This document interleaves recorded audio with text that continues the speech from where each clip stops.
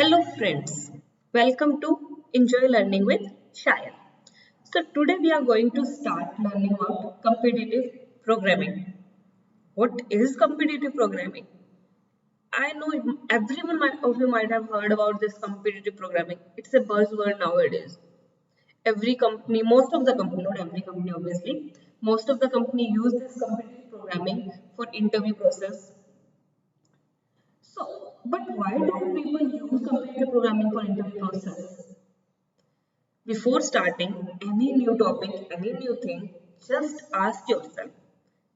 If you don't know, obviously, just figure out why do we use it? Why do we need to learn it? These are the very basic questions, but if you know the answer to these questions for everything you learn, it will become very easy to learn.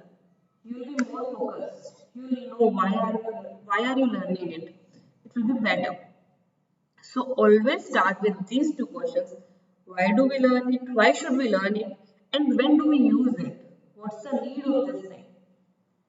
Okay, so let's start about competitive programming. So what this competitive programming is? It's not a very big thing like as you say. It's just you have given a program.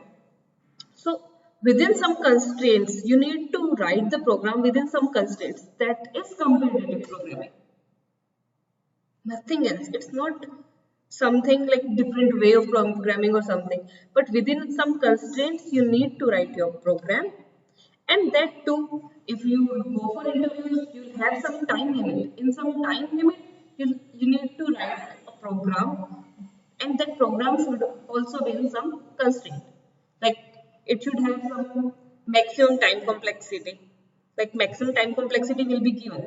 Your program cannot increase the time complexity beyond that.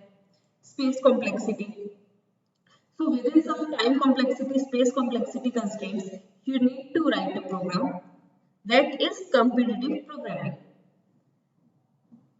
At home, when you're practicing competitive programming, you can take your own time, as much as time you need to write a program within time constraint and space constraint limits. But when you are attempting for interviews, therefore writing the program also you'll have some time limit. Like if you might have 2 hours to write 3 programs, and all these 3 programs will have their own constraints of time complexity and space complexity. So for these things, you have to practice this competitive programming to become good in it, become fast, so that you can tackle all these problems fast. But why does companies use this competitive programming for testing our skills? Sometimes we are not able to show our skills because we need to do it quickly, we need to finish it. So why do companies use it? It's not the best way to test whether you know things or not, but it's a faster way. Other process, whatever companies, obviously there are other processes. There are few companies which doesn't use competitive programming. They use some other process. They take manual. After competitive programming, all the companies take manual interviews. But for shortlisting, they use competitive programming. There are companies which doesn't use competitive programming at all. But if you go for tier 1, tier 2 companies, they use competitive programming for shortlisting. It's a faster way. That's all. It's a faster way to test. They don't know any other better, faster way. There has been debates on this topic. Why do companies use competitive programming? We are good in our skills. We know these things, but we are not good in competitive programming. There are people who are too good, but they are not good in competitive programming.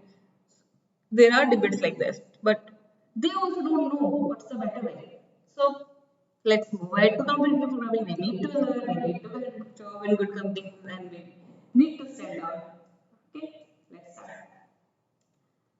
So how to learn this competitive programming? Now we know what competitive programming is. Why do we need to learn it? So how to learn? There are many websites available. You can go to them and you can check out. There are programs available. They have time complexity, space complexity constraints.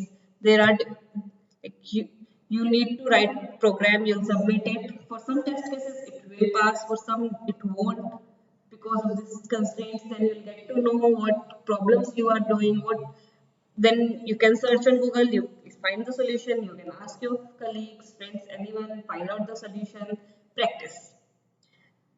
Practice is the main constraint. You need to practice it a lot.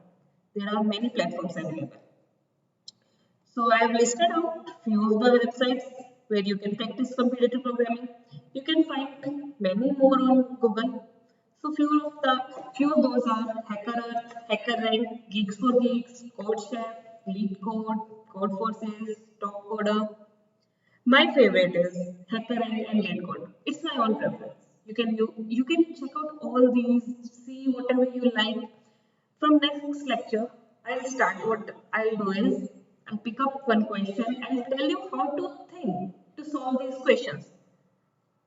What all things you need to think.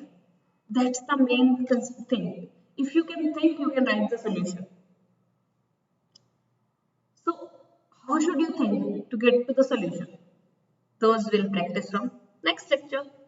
Thank you.